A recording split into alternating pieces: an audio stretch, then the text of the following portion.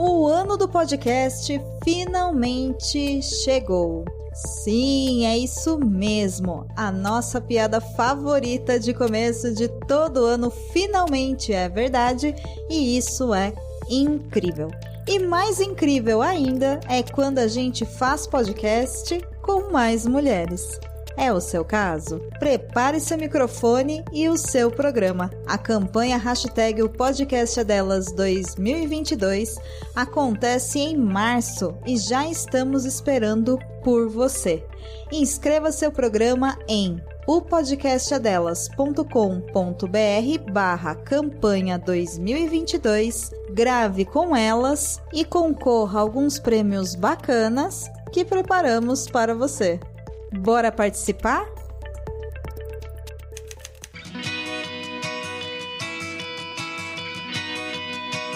Perdidos na Estante, o seu podcast de adaptações literárias do site Leitor Cabuloso.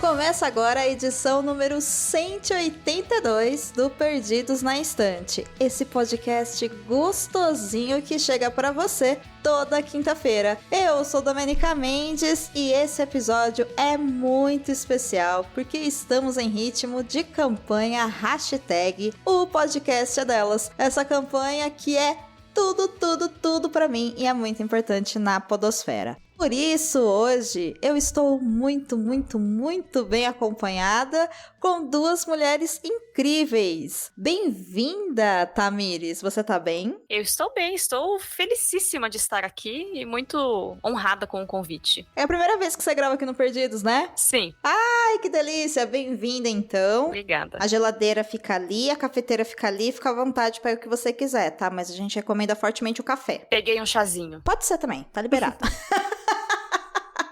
E Tamires, a gente tem também aqui ao lado essa outra mulher maravilhosa, a Sabrina. E aí, Sabrina, como é que você tá? Oi, eu tô ótima também, gente. Vocês duas aqui nesse episódio especial ainda. Tá em casa, tá em casa. E você, Sabrina, o que você vai beber hoje? Você vai de chá ou você vai no time café? Ah, tem que ser um cafezinho, né, gente? Cafezinho é bom, cafezinho é bom. Bom, meninas, olha só, antes da gente começar o episódio, eu quero que vocês se apresentem para quem tá ouvindo vocês, porque essa é a primeira vez que as duas, né, participam aqui do Perdidos. Então, eu vou começar pela Sabrina agora. Sabrina, onde que as pessoas te encontram na internet? Quais são suas redes sociais? E você tá em algum podcast? Se tiver, conta aí pro pessoal qual que é. Bom, na internet eu tô em todas as redes como @SHBRS. E assim, eu não tenho, né, um podcast, não tenho um projeto, nada assim, mas às vezes eu participo de alguns episódios da galera do Estação 21. Ah, tá em casa então. Ela veio aqui do lado, gente. Lembrando que... Não é? O Estação 21 faz parte também aqui da Rede Leitor Cabuloso, então já fica a primeira recomendação do episódio antes mesmo da gente chegar no tema. Acessa aí e assina o feed do Estação 21. Quem sabe você encontra a Sabrina por lá em algum episódio. Muito bem-vinda, Sabrina. Espero que você goste de estar aqui no Perdidos. É uma honra te receber aqui, viu? Ai, muito obrigada. Tô adorando já. E você, Tamires, aonde que a gente te encontra na internet? Eu fiquei sabendo que as suas redes são fechadas, então você analisa quem te segue, mas você tem podcast, né? Pois é, as redes são fechadas por motivos de força maior. Mas enfim, vai estar aí o Twitter, quem quiser. Eu vou julgar o seu perfil pra ver se eu aceito você ou não. Então não se sinta triste se eu não te aceitar. Mas eu estou na Criantaças Produções Subversivas. É um site de conteúdo cristão em que a gente produz podcasts há 12 anos. E apesar de as pessoas já ficarem meio assustadas, assim, a galera é legal, a galera é gente boa, a gente tenta ser inclusivo, tenta expandir os horizontes dos cristãos para pensarem fora das paredes da igreja e de quem não é cristão para expandir também aquilo que compreende sobre o que é ser evangélico no Brasil. Então a gente está sempre aberto ao diálogo e aí você pode conhecer em todas as redes que são de pessoas mais 30, então no TikTok a gente não está, mas procure Criantaços que você nos encontra. E vocês me encontram no Twitter e no Instagram como @Domenica_Mendes. Hoje falando muito mais de podcast, produção de podcast, edição de podcast, tudo que eu faço com podcast, porque esse é meu trabalho, isso é que eu escolhi pra viver de. Então tem sempre muita novidade desse mundo de podcast. Claro, você, ouvinte do Perdido, sabe que também tem bastante coisa de farofa e paçoca, que são aqui os nossos chefes e herdeiros reais do Leitor Cabuloso como um todo e também do Perdidos na Estante. Hoje a gente vai falar de um tema que foi escolhido a dedo para a campanha desse ano, que é o filme Moxie, Quando as Garotas Vão à Luta, que tá disponível na Netflix. Então, ouvinte, como a gente vai falar de filme, e o filme é bem curtinho, se você não assistiu ainda, eu aconselho que você assista e depois você volte, porque o nosso papo hoje é liberado, então pode ter spoiler, pode não ter, vamos ver o que vai rolar. Então, antes de mais nada, assistente, chega mais aí e conta pra galera, afinal de contas, sobre o que é o Moxie e por que ele tá aqui no Perdidos na Estante. O filme Moxie é baseado em livro de mesmo nome escrito por Jennifer Matthew e traduzido por Ana Guadalupe. O livro foi lançado em 2018 no Brasil pela editora Verus. Muito bem, girls, como diria a maravilhosa Mama Ru, eu tenho um desafio para vocês duas hoje. Então, Sabrina e Tamires, eu gostaria que vocês contassem uma para a outra sobre o que é o filme Moxie, como se vocês voltassem no tempo e fossem adolescentes ou jovens universitárias, mas dentro do ambiente da escola. Vocês topam? Opa! Estamos aí para ser desafiadas, né? Sim. Então é com certeza. vocês, garotas. Vamos lá. Vamos pensar. Guria, você viu o filme novo que saiu na Netflix? Eu fiquei muito interessada pelo trailer. Você chegou a ver? Eu vi mais ou menos o trailer, mas eu não sei do que é, sobre o que é. Olha, pelo que eu entendi, são umas meninas que vão acabar discutindo na escola. E eu fiquei muito feliz, porque eu gosto de ambiente de escola, né? E elas vão discutir o fato de que tem muitos caras babacas e muitos guris e piás, ou como a gente fala em qualquer lugar do Brasil, que são babacas, que são escrotos e que não respeitam a nossa individualidade, não respeitam o jeito que a gente pensa, não respeitam as coisas que a gente fala, nem o que a gente veste. Menina, olha só. Então é tipo, basicamente o que a gente vive no dia a dia na escola, né? Exato. Só que do ponto de vista nosso. Porque a gente tá tão acostumado a ver filmes que são aquele ponto de vista neutro, mas que na verdade tá retratando a gente com estereótipos e tudo mais. E ali pelo trailer parece muito que são meninas falando delas mesmas. E falando pra elas. Falando pra gente. Eu achei demais. Fiquei curiosa, quero assistir agora. Então, semana que vem se vem na minha casa e a gente assiste. Vamos, prepara a pipoca aí, o guaraná, o cafezinho. A gente vai assistir juntas. Então, combinado. Meu Deus, temos um date! Que delícia! Olha, vocês nasceram para fazer sinopse criativa no Perdidos na Estante. Meus parabéns! Muito obrigada. Meus parabéns, estou muito orgulhosa de vocês. Isso ficou incrível. Se eu tivesse roteirizado, não teria ficado tão bom, gente. Ficou muito bom, porque o vídeo que você está ouvindo foi feito assim, ó, jogado na hora e não teve roteiro, não teve nada. É isso aí. Olha, parabéns. Parabéns, parabéns, parabéns, parabéns. Bora então, assim, entrando em tudo isso que vocês falaram, o que me chama muita atenção realmente é que esse filme, logo no trailer, ele já demonstra, né, pra gente o que é a essência do filme, mas não de uma forma tão profunda ou que entregue tanto quanto, por exemplo, vários trailers de blockbusters que a gente vê por aí, onde o trailer costuma ser melhor do que o filme, sabe? Tipo, beijo, né? Vários filmes de heróis e coisas assim, é isso aí. Então, assim, Nossa, nem as pensei gerais... em vários aqui. Não é? Momento tristeza. A música é muito boa no trailer, gente. Talvez o filme não seja bom, mas nesse caso a música é boa e o filme também, e o trailer também. Então, em linhas gerais, eu gostaria de saber o que vocês acharam do filme. Fez sentido pra vocês? O que vocês esperavam e o que vocês acharam do filme? Olha, eu vi o trailer logo que saiu na Netflix e fiquei empolgada, porque de fato eu gosto muito de ambiente de escola. Não à toa eu tô nele até hoje, sendo professora. E eu sempre falo, brincando, quando eu converso com meu marido sobre as minhas alunas e tudo mais, que eu tenho esperança no futuro porque eu olho pra elas e eu falo, cara, eu queria ter sido assim. Eu sou uma pessoa que demorei muito tempo pra me assumir como feminista, eu não entendia direito o que era feminismo, apesar de hoje, olhando pra trás, eu sempre fui feminista, eu só não sabia. Eu achava que feminista era coisa ruim e aí eu não usava a palavra. E eu tenho, às vezes, discussão de alunas com 12 anos que fala pro menino, você está sendo machista, eu não gostei do seu comportamento. E eu fico tipo, meu Deus, que orgulho. Então, eu gosto muito dessa história de ambiente de escola e tudo mais. E eu esperava um filme que tivesse essas meninas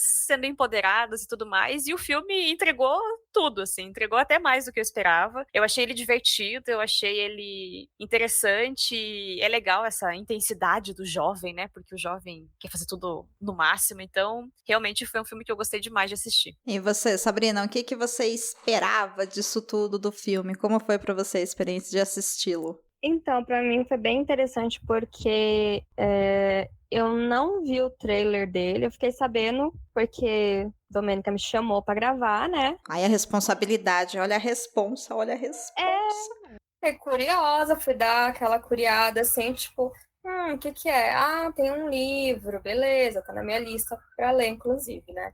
Aí eu falei, deixa eu ver esse filme aqui, né? Que, não sei, acho que um pouco por fora da Netflix ultimamente, não tinha visto. E foi uma grata surpresa. Tipo, é um filme adolescente, mas que, assim, parece que satisfaz o nosso eu adolescente de antigamente, assim, né? Tipo, putz, eu queria que tivesse sido assim, né? E eu adorei ela pegar e tirar a ideia de quem? Tipo, da mãe, né? Tipo, de ser, vamos fazer uma revolução aqui. Eu adorei esse plot, assim. E, gente, tipo, ele vai indo.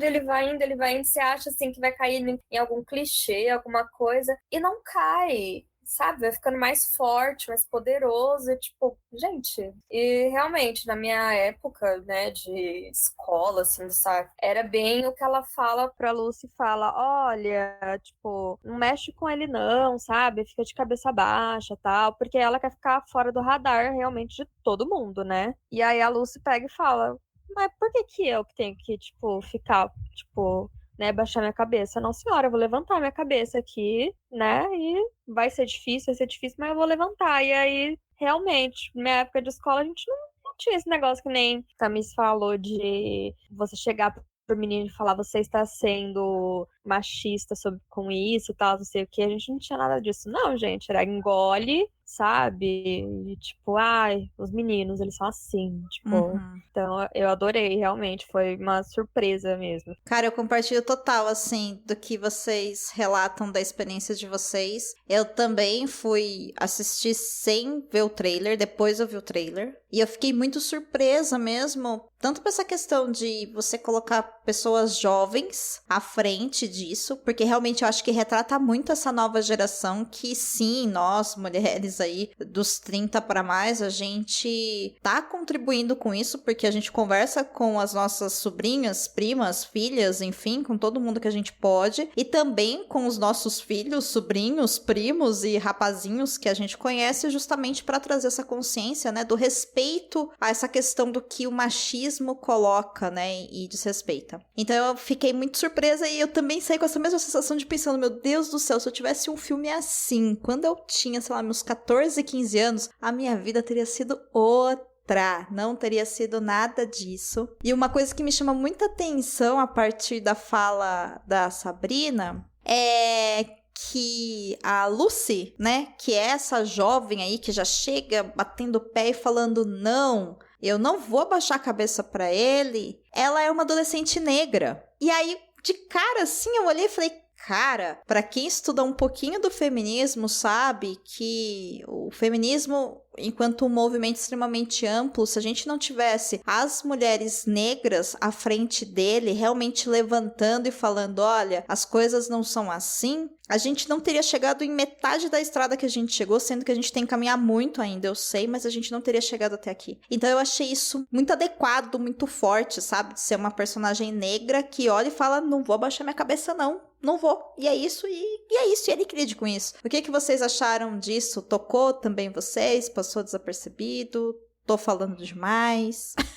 Não, você sabe que uma das primeiras coisas que eu pensei quando lá é o Mitchell vê ela como aluna nova, assim, tipo, meio que fala, você pode me ajudar? Eu logo pensei, assim, tipo, naquele estereótipo da mulher negra que, né, é sexualizada. Foi a primeira coisa que eu pensei, do jeito que ele foi pra cima dela, sabe? Uhum. Então, com certeza, nossa. Uma das coisas que eu realmente gostei muito do filme é, tipo, gente, o tanto de representatividade que tem ali, tipo, até asiática, né, com a amiga dela, Cláudia, que às vezes também fica um pouco esquecido, né, ali nos Estados Unidos. Mas realmente, esse momento que ele começa a sediar ela, a primeira coisa que eu pensei foi nisso, sabe? Tipo, a mulher negra sexualizada. E aí, tipo, não sei.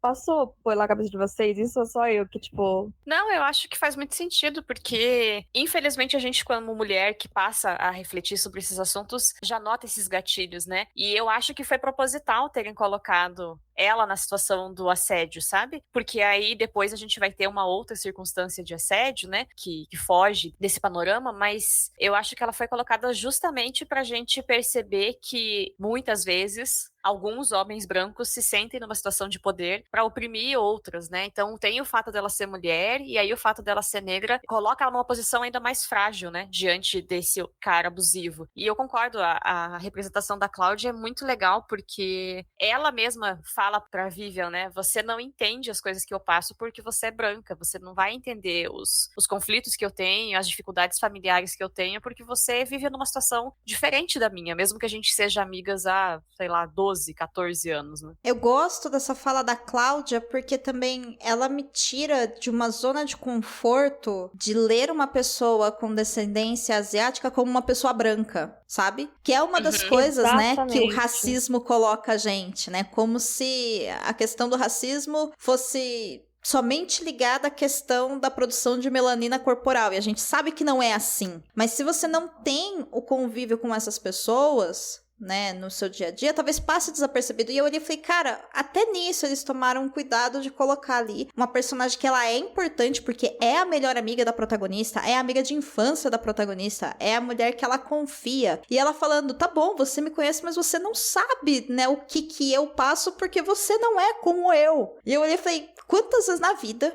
eu sou uma mulher branca, então eu entendo os meus privilégios e também entendo as armadilhas que a sociedade me coloca. Eu estava nesse lugar da Vivian de achar que porque eu era amiga de alguém, eu tava entendendo todas as dores daquela pessoa, sabe? E eu olhei e falei, cara, isso é muito poderoso, né, de se colocar num filme que também é feito para adolescentes. Porque sim, ele é um filme juvenil, né, pode-se dizer assim.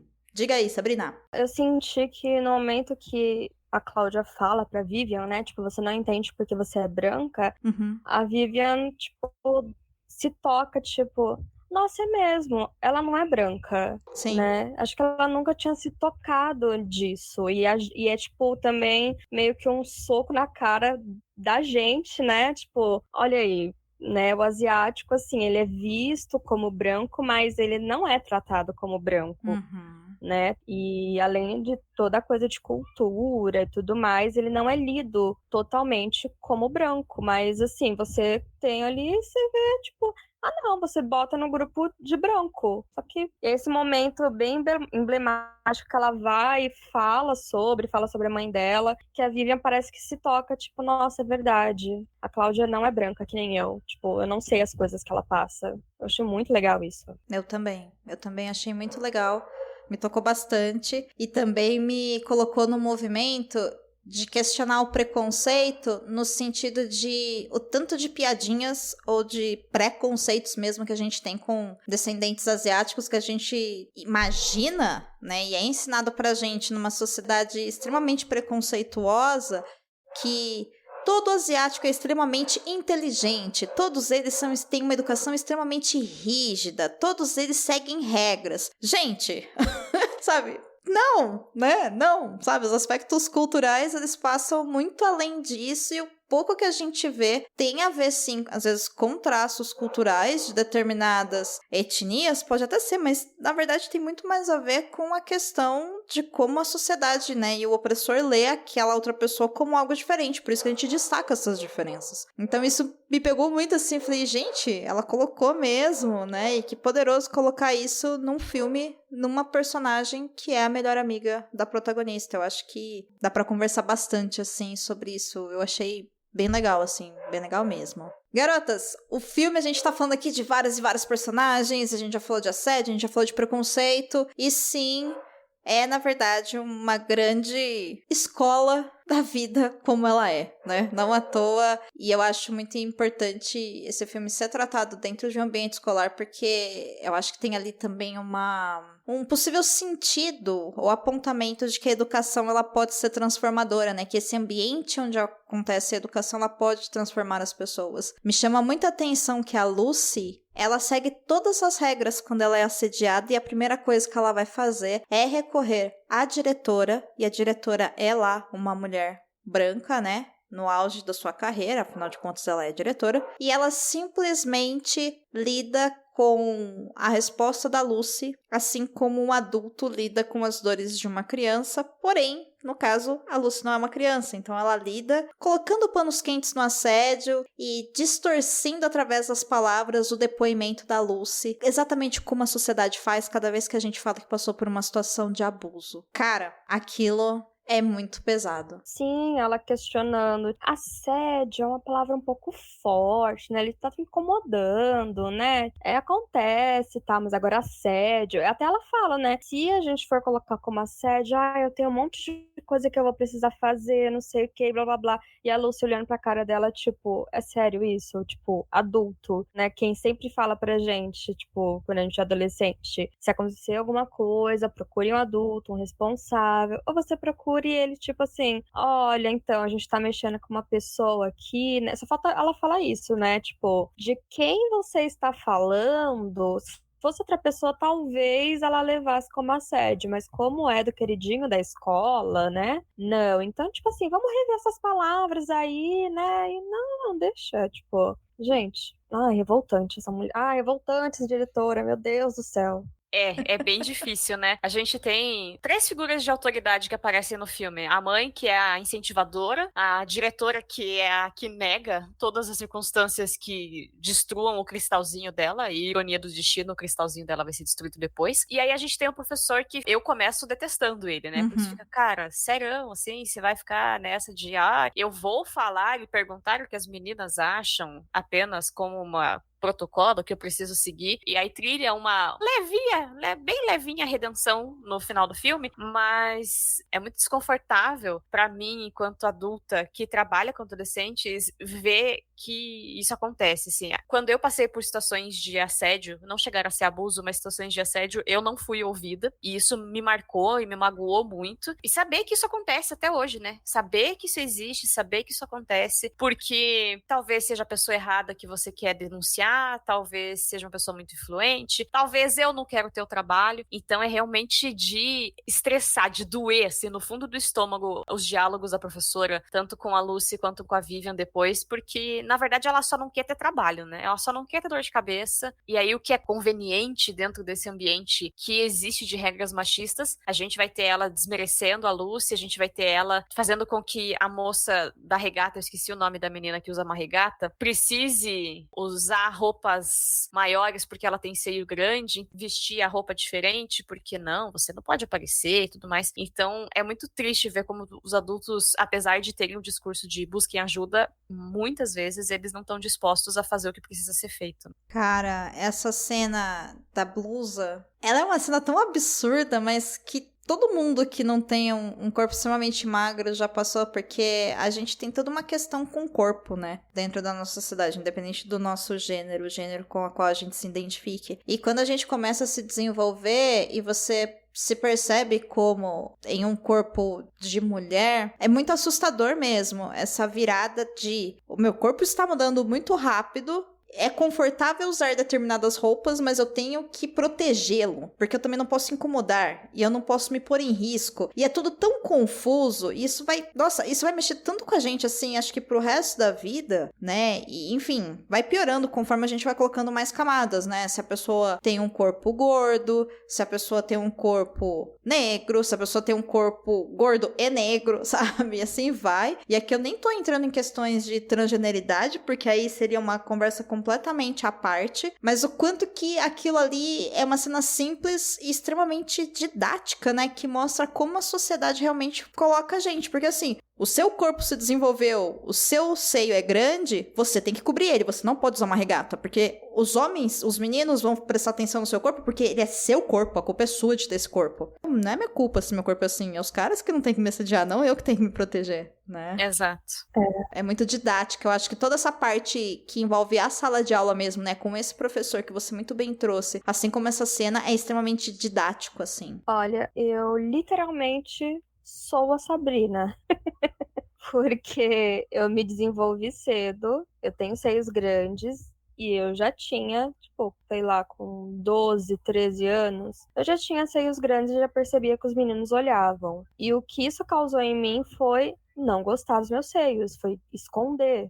Porque era uma coisa que me deixava muito vulnerável. E o pior, né? Aquela coisa que não apenas os meninos da minha idade, ou um pouquinho mais velhos, né? Homens também, né? E quando eu fui ficando mais adolescente, maior, você vai querendo usar umas roupas, né? Assim, querer usar um decote. Eu sempre fui muito assim de não vou usar decote porque é muito chamativo, sabe? Se eu usasse, era sempre puxando pra cima o tempo todo, porque fizeram eu me sentir ter vergonha do meu próprio corpo, mas não é vergonha, na verdade. É tipo assim, um pouco de medo, né? Tipo, fui objetificada, né? Tipo, como os peitos, né? Tanto que eu lembro que gente até perto de mim falando, tipo, ah, não, mas quando a gente quiser, tipo, achar alguém tal, achar você tal, a gente fala que tá perto da baixinha peituda tal. E, gente, aquilo doía tanto em mim, tipo, cara, não fala do meu peito, porque já é um negócio que já é dolorido pra mim, sabe? Então, ela falando, né, tipo, mano, a menina do lado também tá de regata, tipo, literalmente, porque eu tenho seios maiores, aí eu sou provocativa, eu tô fazendo de propósito, tanto que tem um momento que sai, logo no começo, né, tipo, sai a lista lá, né, da escola, e aí tem um momento que ela pega e fecha, né, o casaco dela pra esconder o decote.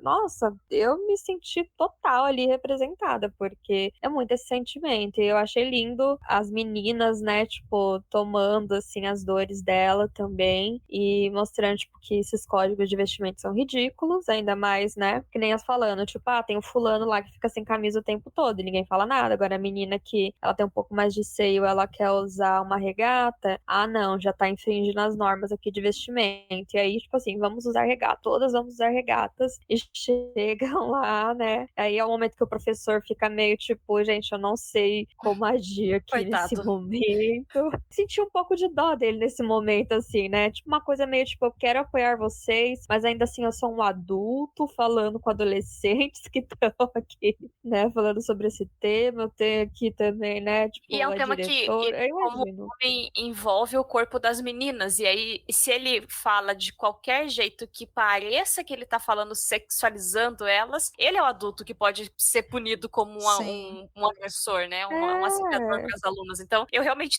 nessa cena, eu tenho muita pena do professor, porque, coitado, também. ele tentou, mas ele tava numa saia justa. Tava difícil pra ele ali. E as meninas gravam ele, depois ficam mostrando no vídeo como assim, yes, a gente, tipo, fez ele, né, ficar desconfortável e tal, né, a gente jogou na cara dele, mas, gente, não foi ele que deu o problema, foi a diretora.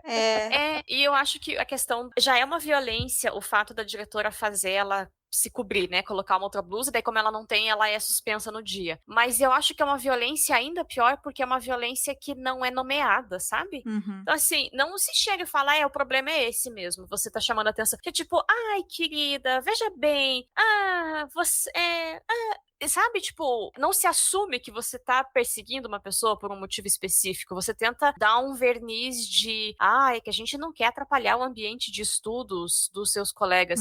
E aí, na hora quando eu reassisti hoje, antes de gravar, eu lembrei do caso da Geise Arruda, porque fez aniversário, sei lá, semana passada, daí virou notícia de novo, o caso da menina que foi pra faculdade com o vestido curto. É verdade. E é tão brutal pensar que uma moça foi pra...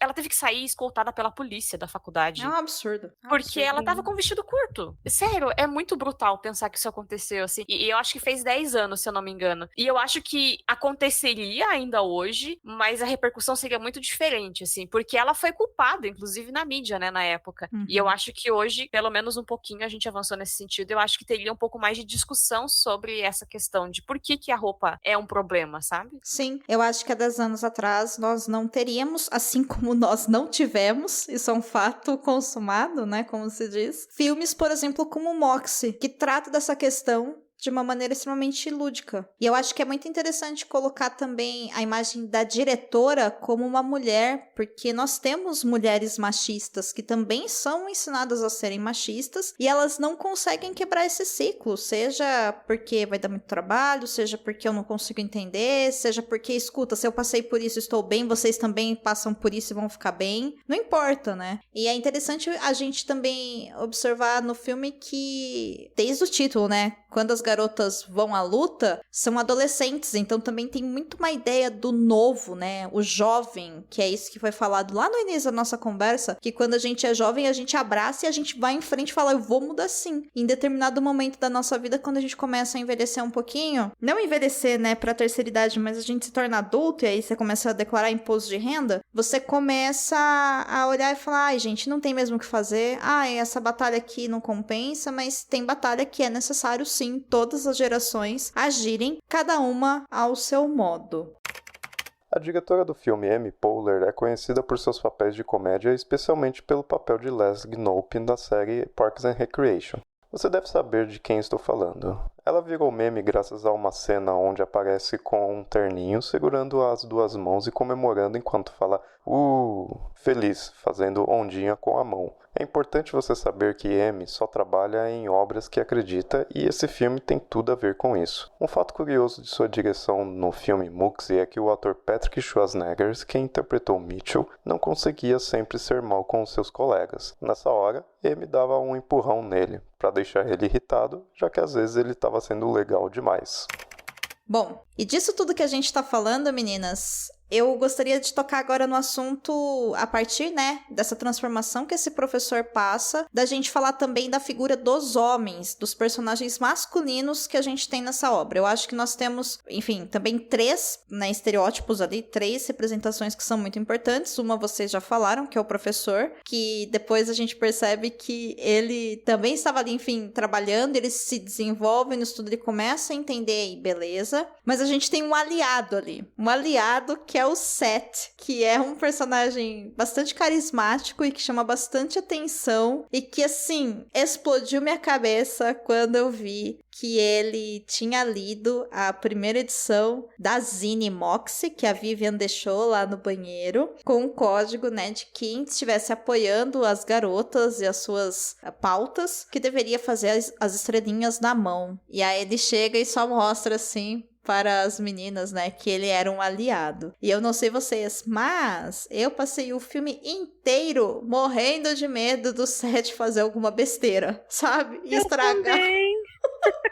Ai, que coisa horrível. Ele tava maravilhoso, né? É muito triste como a gente é condicionada a temer e suspeitar dos homens, né? Mas eu também fiquei, gente, ele é tão maravilhoso. Não estriguem ele, por favor. Não me façam ficar triste, não me decepcionem. Cada cena que tá passando dele tá sendo tão fofo e apoiando tudo. Por favor, não faça besteira. E eu acho ele uma pessoa muito legal. A cena que eu gosto muito é da cena... São duas, na verdade. A cena que ele vai oferecer pra ela entrar primeiro na sala de aula. Uhum. E aí ele fica tipo, mas é só se você quiser, você não se importa? E aí quando eles saem a primeira vez e ele não a beija, porque ele fica meio tipo, não sei o que eu faço. E aí ela sai triste do carro, né? E aí ele vai atrás dela e fala, é que eu não quis parecer agressivo, mas eu quero te beijar, só que eu não sei, você é uma feministona e não sei o quê. E aí ela o beija, né? E eu acho essas duas cenas muito legais, porque a gente que se envolve e começa a pensar e refletir sobre o feminismo, às vezes esquece que as pessoas passam pelo processo de aprender.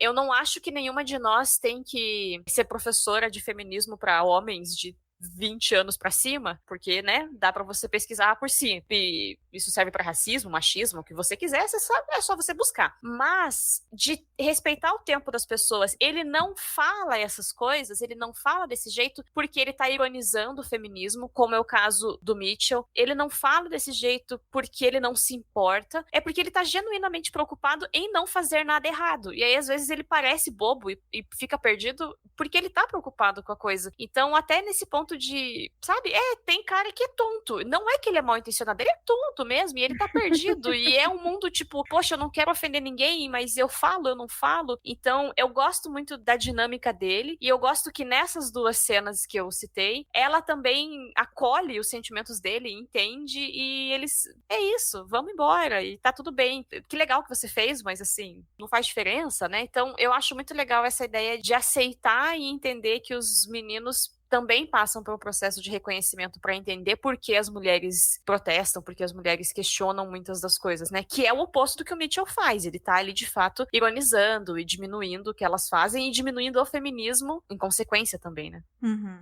Sim, inclusive ele pede, né, pra colocar algumas das zines no banheiro masculino, tal, né, pros meninos verem também, mostrando que é aquela coisa, né, tipo, a luta, você não precisa ser mulher pra fazer parte da luta do feminismo, né, você pode ser homem também, e a forma como ele, né, tipo, luta e tal, apoia, né, é bem legal, porque ele não tá tentando tirar protagonismo de ninguém, né? Como é comum a gente às vezes ver nos filmes, né? Que o cara, ele vai ajudar, mas ele acaba meio que roubando protagonismo, né? E não acontece isso e ele entende o lugar dele, ele fica aquela coisa meio tipo, ai, desculpa, não sei se eu faço isso com você, porque, né? Tipo, você pode interpretar errado e tal. E ela vai, tipo, só cata ele, dá um beijo, tipo, não, é isso aí.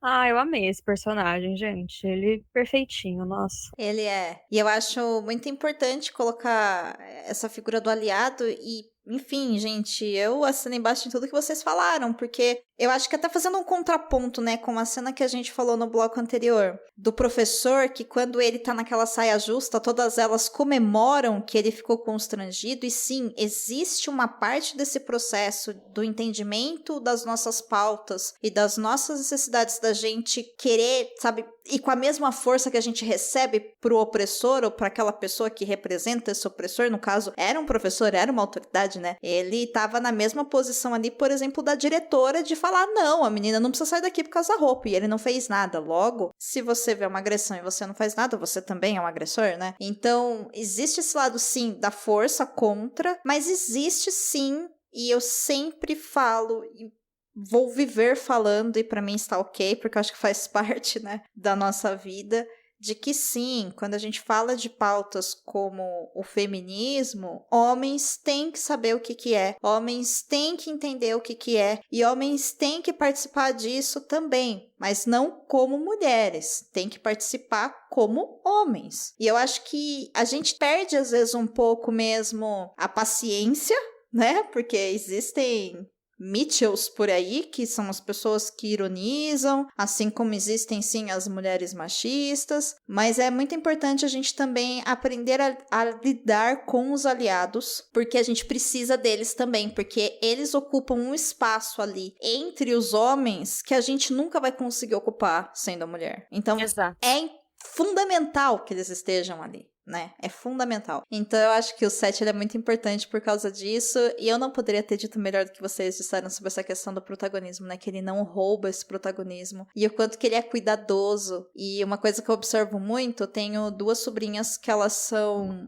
já jovens adultas, né? Uma tem 20, vai fazer 21, e a outra tem 18. E aí, quando elas estão conversando com alguém, independente lá se são os caras ou as minas, elas sempre comentam que, sei lá, antes delas beijarem as pessoas, existe um questionamento de consentimento, sabe? Eu posso te beijar? Eu acho isso tão poderoso, sabe? Tão respeitoso, porque na minha geração não existia isso, né? Existia mais aquela coisa que a gente vê em filmes do vamos fingir que a sedução é você ficar em silêncio enquanto a outra pessoa te beija. Aí tem que ser o cara que te beija, porque se você é mulher e beija o cara, então você é atirada. Então, sabe? Eu vejo um movimento nesse sentido que eu acho que é muito importante, inclusive, pra gente entender o básico, né? Que é você respeitar as necessidades do outro. Por outro lado, no mesmo filme a gente tem o Mitchell, que é o garoto malvadão do colégio, que é o cara que vai dar início aí todo o plot junto com a Lucy quando a Lucy chega, que é o cara que, olha... Ele é o babaca da escola, ele é aquela estrelinha dourada, ele é o cara mais popular, ele é um ser humano horrível, mas eu fiquei extremamente surpresa ao ponto do que ele era horrível. Eu não esperava, pelo plot twist, de ser tratado no filme, depois de se tratar de tantas questões, se tratar também da questão do abuso sexual, né, de um estupro, e o Mitchell ser o estuprador. Isso eu não esperava. Enfim, como é que foi pra vocês a hora que essa chave virou? Olha, ele é horrível, porém lindo, né? Porque o ator é muito bonito, né? Ele é filho do Schwarzenegger e tudo mais. E aí eu acho que também tem esse ponto de que a nossa sociedade beneficia pessoas bonitas, né? Total. Pessoas que estão dentro do padrão e tudo mais. Porque boa parte da diretora não agir também é porque ele é bonitão e ele sorri pra ela e ele é galante com ela e tudo mais, né? Então fica essa dualidade, assim, né? De como pessoas que externamente constroem uma imagem muito perfeita podem estar escondendo coisas muito ruins, né? Personalidades, caráteres muito horríveis por trás, assim. Mas a primeira vez que eu vi o filme, na primeira discussão dele com a Lucy, eu já peguei raiva. Eu falei, senhor, não é possível. Só que eu achava que ele só seria o babaca, tipo, ali, assim, né, padrãozinho e... Mauricinho, na minha terra isso chama Mauricinho. A primeira vez que eu assisti, ele me lembra o personagem do Patricinha de Beverly Hills, que tem um cara que é o bonitinho, bem famosinho da sala, da turma delas, assim, que tem o cabelinho castanho e tudo mais, e ele só é um babaca, né? Ele tenta beijar a Alice Silverstone na festa e tudo mais, e aí ela dispensa ele e ele abandona ela sozinha na rua, né? Ele não, tipo, tem um assédio ali, que ele força o beijo que ela não quer, mas eu achei que ficaria nesse padrão, assim, de babaca. E aí vem a questão do estupro, né? Que é muito chocante, é sempre muito triste ouvir sobre isso, falar sobre isso, mas ao mesmo tempo é muito importante, né? Num filme de adolescentes. E do jeito que foi, né? Ele era meu namorado e ele me estuprou dentro do meu quarto. Então, assim, é entender que mesmo em relações existem sexo não consentido. A saber, estupro. Então, eu achei muito bem construído, assim. É muito triste, né, quando ela vem contar e tudo mais, se sente... E aí, quando você assiste de novo, você vai vendo ela cercando as meninas e tentando falar, mas sem coragem. Mas eu achei muito poderoso para um filme de adolescente ter essa questão sendo abordada de maneira tão franca. Não, realmente. Quando ele foi aparecendo, eu falei, ok, né, o babaca do filme. No momento que ele vai lá na TVzinha da escola lá... Nossa, teve isso, verdade. Gente, na hora que ele vai fazer aquele discurso dele de que ele está sendo, né, se fazendo de vítima e blá, blá, blá, blá, blá, blá, não sei o que, né, ali eu já saquei que não ia ter um plot de redenção pra ele, né, porque geralmente é o que acontece, né, tem o cara babaca, depois você pega assim, ah não, mas eu sou babaca porque meu pai me pressiona muito pra eu ser o melhor da escola aqui no time, isso aqui tudo depende da, né, tipo, pra eu entrar na faculdade e tal, tanto que ele ganha o dinheiro lá, o checão lá que ele ganha, né, e dá um ódio, porque, tipo assim, você sabe que ele não precisa daquele dinheiro, né? Enquanto a outra menina totalmente, né, precisava daquilo. E dá um ódio, mas naquele momento que ele chega pra lá e, tipo, fazer a entrevista lá dele, eu já olhei e falei, tá bom, acho que não vai ter um arco de redenção dele. Mas eu realmente não esperava que fosse chegar nesse nível pesado, assim, de tipo, realmente, a menina que tava sempre ali olhando elas, eu fiquei, gente, o que essa menina quer, né? Ou ela tá espiando pros meninos, talvez, fiquei pensando, mas não sei, ela tinha alguma coisa que ainda me dá dava uma coisa tipo, não, acho que ela é alguma coisa boa, né? E no momento que ela fala sobre, né, que ela fala, ele era meu namorado, tava no meu quarto, mas foi estupro. Tipo, uma coisa muito importante também pra se entender que sim, não é porque você tá num relacionamento com alguém que você pode ter relações com ela, assim, sem a pessoa querer, tudo mais. Isso tem um nome, é estupro. Independente se você é casado, se tá namorando, o que for, sabe? Né? E ela finalmente ter, assim, coitada, imagina, você ter que falar na frente de todo mundo que aconteceu, assim. E, tipo, quem foi? Aí eu já fiquei, ai, meu Deus, vai ser ele. E é ele, tipo, quando foca nele, não tem mais. Eu falei, realmente, cara, ele... Falei, graças a Deus que não tem um foco de redenção, porque... Pelo amor de Deus. É bom porque o que eu achei muito legal desse filme é que ele quebra muitos padrões de filmes adolescentes, né? Tipo, essa coisa assim do cara bonitão e do time de futebol e tudo mais, mas que no final ele tem uma redenção, né? Porque coitado dele. Não, ele é babaca mesmo, ele é um ser humano horrível, né? Pior que uma barata, coitado das baratas, perdoa, baratas. Mas ele é terrível. E a gente não vai passar pano pra ele. Eu achei isso muito corajoso do filme. E eu acredito que isso tenha também no livro, né? Então eu tô doida pra ler esse livro, gente. Pra ver o que mais que tem. Eu também tô bem curiosa pra ler o livro e eu não sei, Sabrina, mas uma coisa que passa pela minha cabeça é que o filme, ele não coloca panos quentes nessas questões, e que bom que não coloca, obrigada por isso, porque ele mostra a visão de mulheres. Porque nós sabemos quem são os babacas, quem são os estupradores, quem são os opressores, quem são os causadores dos nossos problemas. E quando a gente consegue entender isso, a gente aceita que é assim e nomeia que é assim. Mas a sociedade ou os caras colocam panos quentes, né? E eu achei... Essa parte do estupro, assim, eu não me esperava que tivesse no filme, mas foi uma triste e grata surpresa tocar nesse assunto, justamente por causa disso que vocês falaram, né? A gente precisa realmente também trazer a pauta e trazer para todo mundo, e é sobre isso, educação sexual também, de que, olha, sexo sem consentimento é estupro. Não é porque é na sua casa com o seu parceiro ou a sua parceira ou os seus parceiros, enfim, que você tem obrigação, né, de transar com essa pessoa. E se você não tá afim ou a outra pessoa não tá afim e acontece, é a definição de estupro. E o quanto que isso marca. Eu achei muito delicado a forma como foi colocado e eu fiquei muito feliz que foi colocado dentro do filme daquela maneira. E eu amo, gente. Eu amo a trilha sonora desse filme. Eu não posso encerrar esse episódio antes de falar que a trilha sonora desse filme é maravilhosa. E amo que tenha bastante rock, porque rock é subversivo. Inclusive tem as...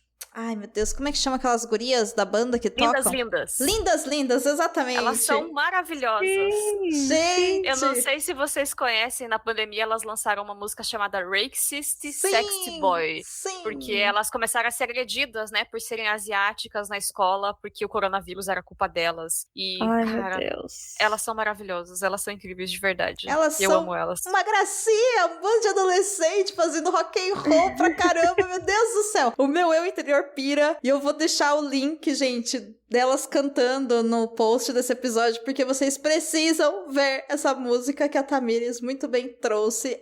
Lindas é muito bom, inclusive sigam elas no Instagram. É isso. Sim, sigam, acompanhem elas postam coisas no YouTube. Elas são muito, muito queridinhas, muito fofinhas. E quando elas começam a cantar, você fica, como assim? Poderosíssimas. De onde que vem essa voz? É incrível, eu adoro elas. Eu também gosto bastante. Ei, você quer encontrar um mundo secreto de adaptações literárias? Sim, mas onde? No Perdidos na Estante. Pra gente encerrar então, Sabrina, a pergunta que não quer calar. Você recomenda o filme Moxie quando as garotas vão à luta para quem está nos ouvindo agora? Mas com toda certeza, nossa.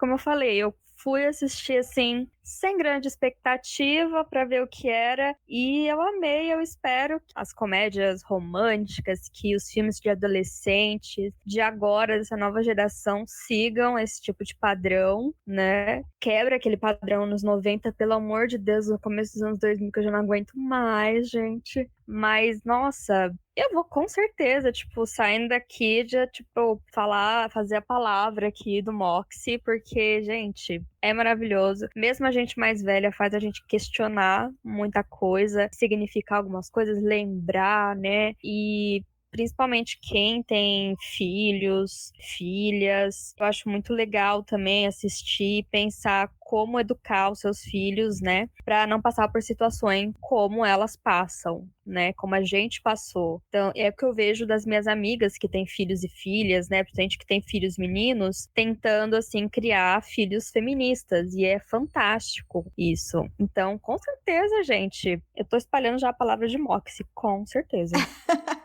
E você, Tamires, você recomenda o filme? E tá espalhando a palavra de Moxie por aí também? Olha, vou começar a espalhar mais, porque eu tinha esquecido dele. E aí ele voltou à minha memória por causa do programa. Mas sim, é maravilhoso, eu assino embaixo em tudo que a Sabrina falou, porque o feminismo precisa ser para todos para que a gente tenha espaço, né? Para que as mulheres tenham espaço, a discussão do feminismo tem que ser para todos. E ele traz isso de um jeito simples, direto, didático e gostoso de assistir, assim. É um filme muito bem produzido, é um filme legal de assistir, é um filme com um elenco bacana. Apesar de que a moça que faz a Vivian, eu vi, ela tem 27 anos, eu fiquei chocada. Mas enfim, tirando esse fato, é muito legal. Todo o elenco é bom, assim, a questão da representatividade, eu não tenho críticas ao filme e indico fortemente. Arrasaram, meninas! Eu também assino embaixo, super recomendo que você assista ou reassista a Moxie. E assiste assim, ó, com o coração aberto e com todas as pessoas que você quiser. Eu acho que ele é um filme muito família, é um filme pra tá na sessão da tarde, pra você assistir com toda a sua família, e nem vai precisar de censura. E eu acho que ele é um filme que faz quase que um serviço de utilidade pública. Tá tudo ali. E eu acho que quanto mais vezes a gente assistir, mais a gente vai perceber essas camadas. Então, eu também super recomendo que todo mundo assista ou reassista a Moxie. E claro, fica à vontade para comentar aqui com a gente o que você achou do filme, o que você achou do nosso programa, porque eu sempre falo, né, podcaster vive de feedback, gente. Então, manda um recado aí pra gente, continua essa conversa. Você quer falar alguma coisa mais, Sabrina? Eu quero exaltar Amy Poehler. Sim. Que eu já amo demais. E eu amo o papel dela de mãe nesse filme. E que ela, né, foi, assim, o ponto, assim, né, o start pra Vivian, tipo, começar o Moxie, né, tipo, todo o passado da mãe e tal. Então, gente, eu amo a Amy Poehler, ela, né, que ela é do filme, ela... É diretora. Ela é diretora, então, gente, essa mulher, eu amo, e ela tá maravilhosa no filme. Então, é só isso, gente, eu quero exaltar a Amy Poehler. E eu acho que é muito importante você ter trazido isso bem no finalzinho, porque eu acho que também existe uma grande referência ali do poder que tem uma mulher se perceber feminista, porque depois a gente passa isso para as próximas gerações, sejam elas de filhas, ou como eu disse, sobrinhas, primas, ou, sei lá, alunas, né, e tudo mais. Então eu acho que tem sim uma questão de representatividade prática também ali. Então, você que tá ouvindo que fala, ai, não tenho filhos, não conheci uma menina, enfim, tá tudo bem, mas quando você se transforma, quando você entende, quando você se empodera, você faz um pouco por cada uma de nós. E é sobre isso, então, gente, vamos nessa e vamos falar sobre essas coisas e deixar o mundo um pouquinho melhor do que a gente encontrou, porque que a gente merece e 2, que o mundo tá precisando, né? É isso. Esse episódio não teria sido possível se não fosse por essas duas maravilhosas, então eu agradeço de coração a você, Sabrina, e a você, Tamires, por estar aqui comigo. Esse papo foi uma delícia, então muito brevemente, Sabrina, aonde que a gente te encontra mesmo nas redes sociais? @sa, com H no final, BRS, em todas as redes. Arrasou, gata. Volte quando você quiser. E se você ler o livro, a gente pode gravar um episódio sobre o livro também. Eu topo. Já tô me sentindo em casa aqui, terminando meu segundo cafezinho já. Pode deixar, eu volto sim. Uhul! E Tamires, você também, minha querida, muito obrigada pela sua participação. Qual que é o seu podcast mesmo? Lembra o pessoal aí pra eles pararem agora o Perdidos e correrem lá pra assinar o feed. Primeiro, obrigada obrigada pelo convite. Eu fiquei muito feliz. Eu prestigio e acompanho seu trabalho há muito tempo, então é muito legal estar aqui, ainda mais no mês da campanha. Mas o meu podcast é o Crentaços, então você nos encontra nos feeds e arrobas por aí como Crentaços, é com 2 S's mesmo. Eu sei que a palavra está com a grafia errada, a intenção é ser irônico. Então você pode nos encontrar por aí e dar seu feedback, dar seu retorno. Se surpreender, dentro da Crentaços eu tenho um podcast chamado Da Prateleira, em que eu indico filmes, séries, livros. Então todo dia 1º dos meses eu tô lá, às vezes sozinha, às vezes com convidado, indicando boa literatura, bons filmes, boas séries, e eu espero vocês por lá também. Ai, que delícia! Eu vou deixar o link de todas as redes sociais dessa mulherada incrível e seus podcasts, e também do Estação 21, que faz parte aqui da Rede Leitor Cabuloso, é nosso vizinho aqui. Vizinho não, né? Nosso irmãozinho, sei lá o que é, enfim. Tamo em casa, é uma grande família feliz. Vou deixar todos os links na postagem, então no seu agregador, onde você estiver ouvindo, você vai encontrar todas as arrobas e os links personalizados, e vocês podem acompanhar meu trabalho em @Domenica_Mendes, tanto no Twitter quanto no Instagram. Então, gente, olha, um beijo, uma ótima semana, e quinta-feira que vem o Perdidos na Estante tá de volta com um novo tema, falando de outras coisas, que eu não vou contar o que é, vou deixar vocês no suspense para vocês voltarem na quinta-feira. Assina o feed aí, no seu agregador, onde você quiser, avalia lá na Apple Connect, ou, se você preferir, também no Spotify, é só ouvir um episódio e dar umas estrelinhas pra gente. E, claro, deixa um recadinho nas redes sociais pra gente ficar feliz, vai! Um beijo, boa semana, fiquem em segurança e a gente se vê por aí. Contribua para novos episódios do Perdidos na Estante em catarse.me/leitor_cabuloso ou no PicPay. Se você é das redes sociais, nos encontre em twitter.com/perdidosestante e instagram.com/perdidosnaestantepod. Você acaba de ouvir o podcast Perdidos na Estante. A apresentação: Domênica Mendes, Tamires Palma e Sabrina Brum. Pauta: Domênica Mendes. Assistente: Leonardo Tremesquim. Edição: Ace Barros. Esse episódio é um oferecimento especial de nossos apoiadores. A cada um de vocês, muito, muito obrigada e todo o nosso carinho. Mas o agradecimento especial vai para a Irechu, Aline Bergamo, Amaury Silva Lima Filho, Caio Amaro, Carolina Soares Mendes, Carolina Vidal, Cláudia Rodrigues, Clécius Alexandre Duran, Daiane Silva Souza, Deise Cristina, Fernanda Cortez, Igor Bajo, Lucas Roberto, Lu Bento, Luciana Terra das Neves Neto, Luiz Henrique Soares, Marina Kondratovic, Marina Jardim, Melissa de Sá, Nilda, Priscila Rúbia, Ricardo Brunoro e Rodrigo Leite.